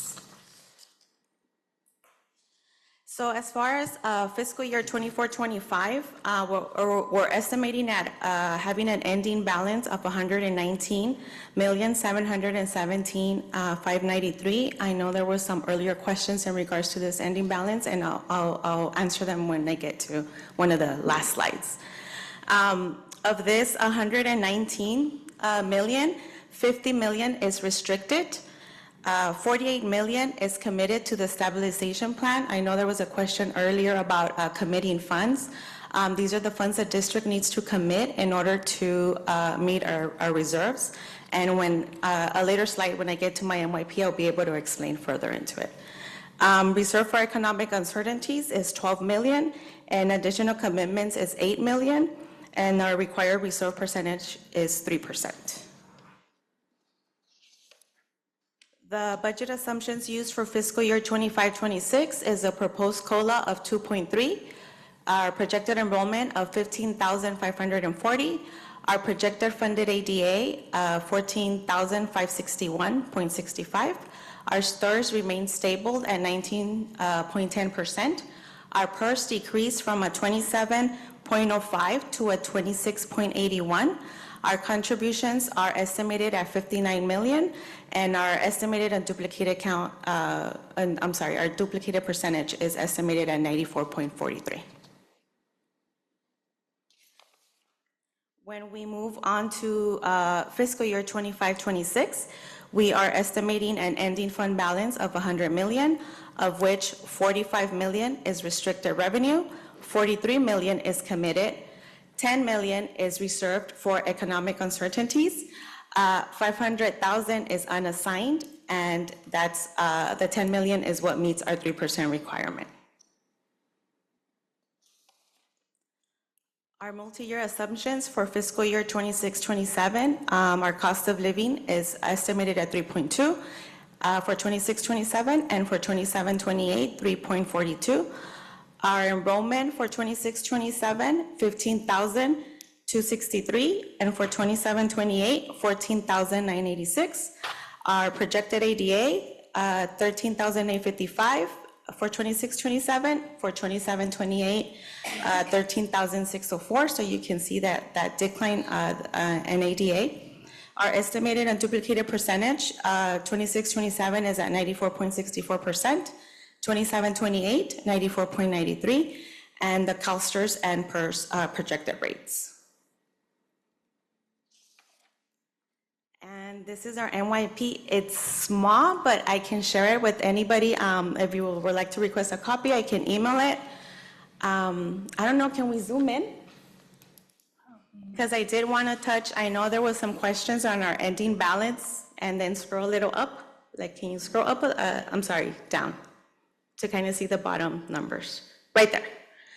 So I know there was mention on fiscal year 24-29, we do have an ending balance estimated of 119 million. That's combined. Both are unrestricted and are restricted. So it's been mentioned before that our ending balance is kind of like our savings account. So if we think about having a checking account, a savings account, and a paycheck, if our paycheck every month is less than our household bills, we need to be pulling from our savings. That's our ending balance. So if you see 24-25, we're estimating a combined ending balance that's unrestricted and restricted, which restricted means is dollars that are already committed and they're specific for certain allowances and we're spending our carryover. Unrestricted is kind of like, well, what we don't save there is kind of what we're putting back into our savings. So if we focus on our ending balance, we can see that in fiscal year 24-25, our ending balance is 119 million. But when you go into 25-26, it has decreased to 100 million. If you go into 26-27, it's coming down to 67 million. And 27-28, 41 million. And that's combined. In order to meet our reserves, we need to, when we talk about we need $10 million for our 3% or $12 million for our 3%, that money needs to come specifically from our unrestricted side of the house. So to kind of put things a little bit into perspective, 1 month of just salaries and benefits, not even our liabilities or our other expenditures, is $24 million. So when we get to year 27-28, and our ending balance is $41 million, that means we would only have 2 months of salary and benefits. So the fact that the ending balance is not in the red, that's actually a good thing. It means that, we still have cash. But if you look and you take a look at the NYP, you can see how our cash is decreasing. Because every year, the numbers in red, that means the deficit spending. So if we get, for example, in fiscal year 24-25, 374 million in revenues, but we're spending 403, we were negative spending 28 million. That 28 million comes from our savings accounts. And just like in a regular household, the more withdrawals we do from our savings account, if we're not putting back in, eventually that savings account depletes. When we get into fiscal year 27-28, in order to meet our 3%, the number right there is highlighted in red, 9.3 is required to be cut from the budget. And it will most likely come from program reductions. The district needs to work on identifying, how that those reductions will be met. But if by the time we get to fiscal year 27-28, $9 million is not reduced from the budget, then we will not meet our 3%. Sorry, can I go back to the slides? And I'm sorry, I know this is really small, but if anybody would like a copy, go ahead and email me and I'll forward you a copy.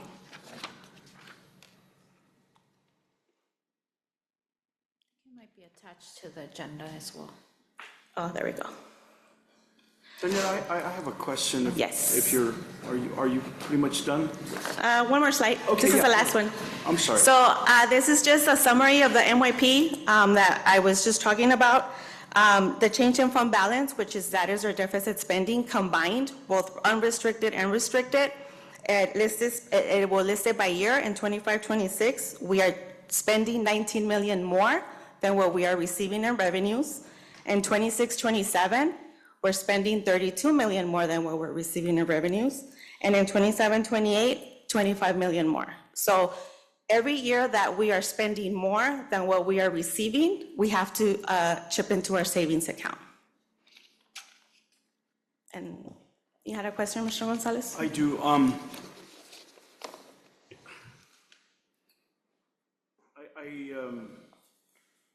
I feel kind of weird, like, saying this, but I'm going to say it. I knew this was going to happen 2 years ago, right? We were on a pattern where the then superintendent basically wasn't giving the board the information that we needed. And I seen this happening. I share it with my colleagues, and I don't want to be that guy that said, I told you so, but basically I was told that that's the way public agencies operate, that they run out of money, they lay people off, and then they get money again, and then they hire people. And I just felt that it was a very, very careless way to be running the district. I think the unions were made aware of the fact that if we gave away our reserves, that we were going to come to this day where we were going to have to lay employees off, and the attitude was, it is what it is. So here we are.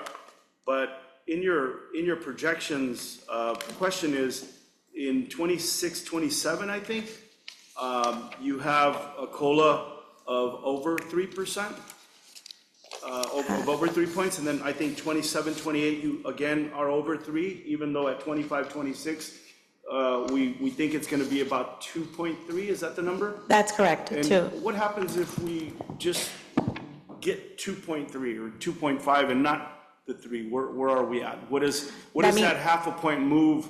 What does that 1 point difference mean to our budget? That means we just are spending more. We receive less revenue. I understand. So what in numbers, what does that number reflect? 1 point less? 1 point less. I would have to go back and calculate it. I wouldn't know it off the top of my mind, but I can have that for you. But it's in the millions, right? Yes. Okay. And so I think this is a great looking plan. I think projecting, something over 3 for 27 and 28, I think is a bit ambitious, but it is what it is. And I hope that it's more than that, right? Because it'll make things easier. But I think we need to, Dr. Esparza, pay attention to that, because this could again happen, right? And let's just be proactive and understand that when we have a little bit of money in the bank, that we need it for situations like this, so we're not having 160 layoffs, right? I just again challenge the board with being realistic. I'm really happy that you came on. It seemed like before you, we could never get a clear number. And one day we had a lot of money, the next day we had no money. And it's just very refreshing to have somebody that can put together numbers with this detail, and we just got to pay attention. I think it's important to emphasize that right now, we need to monitor our ending balances, our cash balances, because if anything's taken away from tonight, just like I mentioned, remember that 1 month of just salary and benefits is $24 million. If our ending balance is depleting, that means the district wouldn't need to have money to make payroll. I'm just talking payroll. Sure. If we add the rest of their liabilities, 1 month expenditures for the district runs between 35 million and 38 million a month. So when we look at an ending balance of $41 million, it is a lot of money, but that's a district our size, it's 1 month. Yeah, when you're playing with those kinds of numbers, it could go bad really quickly, right? Yes. And we just got to pay attention. Correct. And I think it's an opportunity for us, when we get back, we might have a little bigger reserves, and the unions come and say, hey, we want more money because you have money. We're going to have to remind them that one day we might not have money, and then look what happened, right? Correct. I think to open the questions and discussion, we had to have a motion, right, in a second? No? No, we haven't called the Okay. question. Other questions? If you're taking a motion, I'll motion to approve. Oh, okay. I think that's- A second? A second. Okay, and you had a comment? No. Oh, okay. Trustee Torres, you had a comment.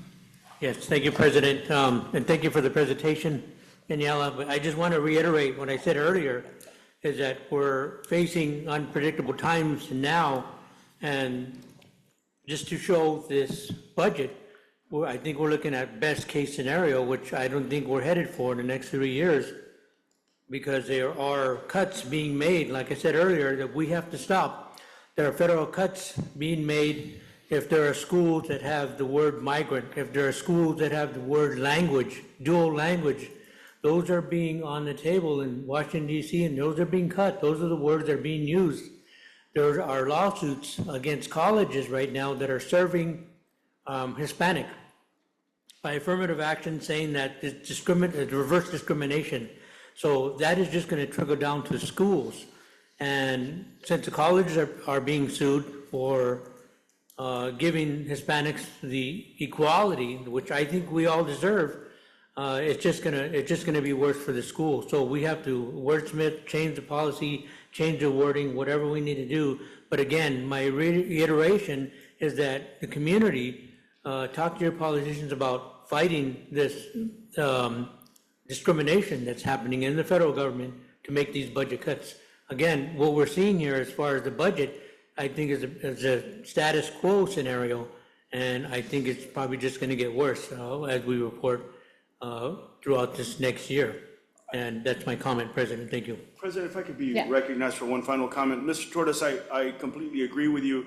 I would ask you to recognize that these are unprecedented times. We have a leadership that there is no rhyme or reason to the practice, right? It's just overt racism. I mean, just calling it what it is, right? And so as we look at our representatives and we ask them to do something, I mean, really, what are they going to do, right? If they control the House, they control the Senate, and they control the office, really, I think the reason that I bring these numbers and question whether we're going to get into the 3% or the 3.5% or the 4%, I don't know. I mean, California's very committed to public education, but I think public education in its entirety, we're going to start seeing cuts as it relates to dual language and programs that we offer. It's already happening, and how crazy it gets. Look at the streets of Los Angeles last week. I mean, you would think you're in a primitive country. It doesn't look, what would the practice, what's happening to our community right now, the way we're being violated is unprecedented. Who would have ever imagined that in 2025 we would have this type of condition in this country? But it is what it is. I think the challenge for Dr. Esparza and the cabinet is going to be paying attention, being proactive, as you said, disguising programs, right? By not using language that we, proudly put out, right? But doing maybe the same thing. we just got to pay attention. Do you have a question? Oh, Thank you so much for the presentation. Hopefully it did illuminate a little more for the questions we had in the audience. I hear my colleagues in their quest to be careful, but I do also want us to push us to be creative. Our district and our district's makeup is really unique, I would say, 98% Latino, with an unduplicated pupil count of over 94%. That is, we're talking the highest in the state of California, the entire state. So we get concentration funding that is higher than most of California. We have to be careful, but we don't want to lose programming for our students that clearly need it just because we're being careful. When we lose funding, absolutely, we're going to need to pivot. And I do push us to be creative in that way, but we don't want to do a disservice to these students and this community that is going to be hit just because we're afraid. We have to be careful, absolutely, but creative, because we don't want to do a disservice. We talk about equity all the time. Our entire district is equity, honestly, like needs it. That is why we get the funding that we do. So I just want to make sure that we keep that front of mind. We get this funding for a reason. We want to make sure our students are getting what they need. President, one final comment, point of clarity. I would never recommend cutting a program if we have funding, if we have a funding method. It would be irresponsible and a disservice to the community. But we have to be vigilant. other questions? Just one quick comment. Oh, okay, well, no questions, okay. Go ahead, I have some comments. Just want to say thank you for the presentation, and we wish you well as you continue on. And don't forget to watch our board meetings and make sure that we're towing the line with the budget. So thank you. I'll keep an eye on you guys. Call for the question. Thank you. Oh, well, I had some questions. There was a slide on the assumptions. Those are, when you say assumptions, those are provided by the legislative analyst office? By school the governor's services, office? those are the I'm sorry, I can't, it doesn't. Doesn't go back. Oh. So these are not assumptions that we're just making assumptions. These are provided by the By agency. school services, these are the recommendation assumptions that are recommended to be used when we're building a budget. So when we're building our budget, we're using what they're projecting and taking into account a number of things, right? Real quick, just not to interrupt, could you explain what school services is? Daniela, could you explain what school services? So School Services of California is kind of what provides guidance to, the CBOs at school districts.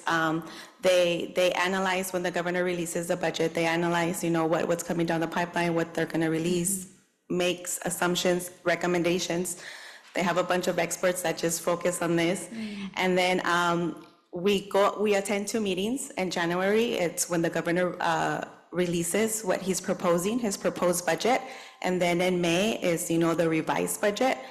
I think like 2-3 days ago, I got an email that they have made an agreement.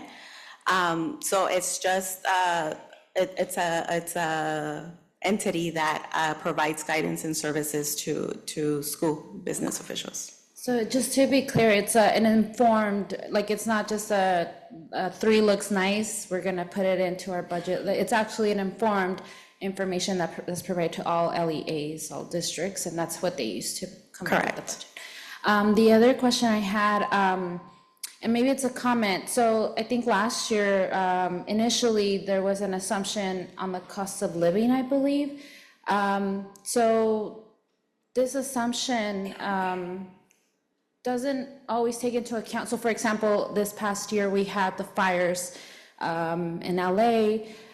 It's significant enough where maybe the state doesn't receive the same amount of like tax revenue or property taxes, and so that has an impact on the cost of living, right? That's correct. Or like the assumptions. Absolutely. Okay, so those are things that, we can't. So sometimes when there's deferrals or taxes are able to be submitted later, it kind of sets us back because they only they based, their COLA on assumptions on what they're thinking they're going to receive. So if tax revenues are higher or lower, then that impacts.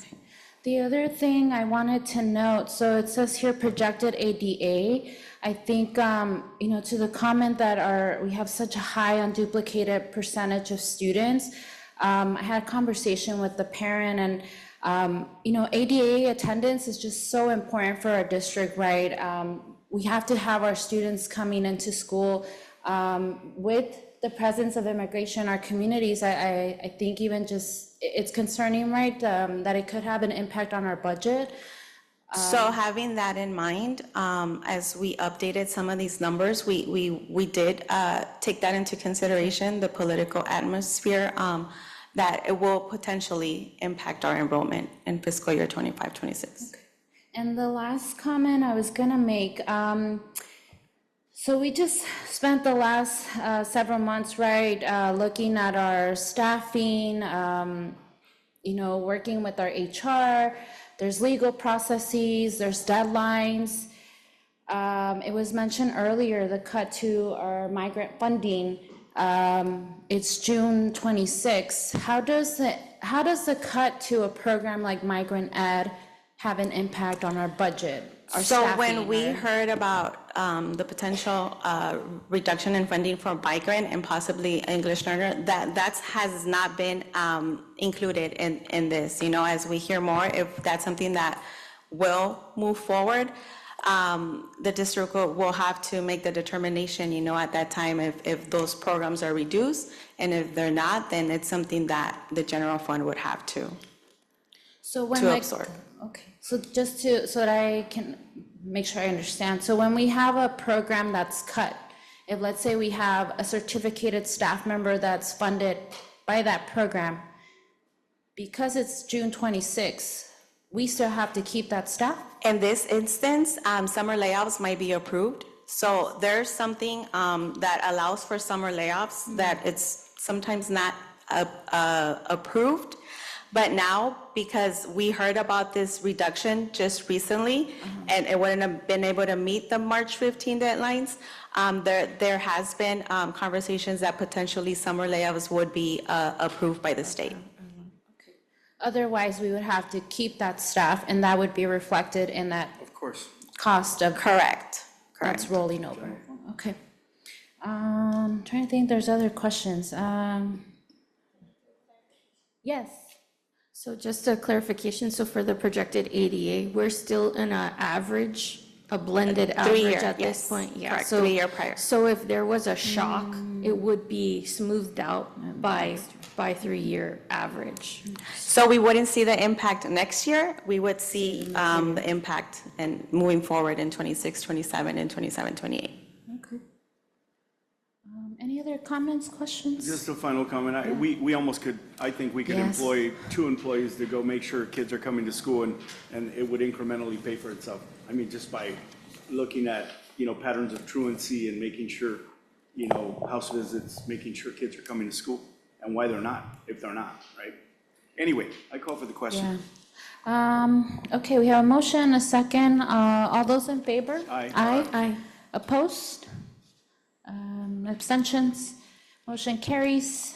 Action items, thank you, Daniela. Action items, human resources, we have, the Beyond the Bell coordinator job descriptions. Do I have a motion? Do I have a motion? Okay, we have a motion. Do we have a second? Oh, second. Okay. Do we have questions, comments? A question? So this hasn't changed since the presentation where 3 of us didn't like the layout, right? This has not changed. This changed from 3 coordinators to 2. 1 classified and 1 certificated. Other questions or comments? Oh, trustee Yeah, Guerrero. I mean, I think the plan worked, to move one particular coordinator out, and that was the whole plan from the beginning. Again, this is the approval of the reorg, or is this just the approval? I don't remember us approving the reorg itself, but this is the approval of the reorg because we're changing the coordinators. Is that what we're doing? Yeah, okay. Just to know we're basically firing another person, just so everybody understands that. And that was the plan from the beginning. Other comments, questions? No? Okay. Do we have a motion, we have a second. All those in favor? Aye. All those opposed? Aye. Abstentions? Motion carries 5-1. Okay. Moving on to the consent agenda, all matters listed under consent calendar are considered by the board to be routine and will be acted upon in one motion. There will be no discussion of these items prior to the time the board considers the motion, unless members of the board or staff request specific items to be discussed and are removed from the consent calendar, in which event the items will be considered separately. The superintendent, assistant superintendent of educational services, assistant superintendent of business and finance, and assistant superintendent of human resources recommend the approval of all consent calendar items. Do I have a motion to approve the consent? Motion to approve the consent calendar, respecting any board member wanting to pull a specific item. Do I have a second? Second. Are there any items that would be folks like to pull? No? Okay. Okay, we're not pulling any items. All those in favor? Aye. Opposed? Abstentions? And Mr. Arredondo stepped out. We have no closed session, so moving on 17.2, motion to adjourn. So moved. Second? I'll second. Okay. All those in favor? Aye. Opposed? Abstentions? Thank you.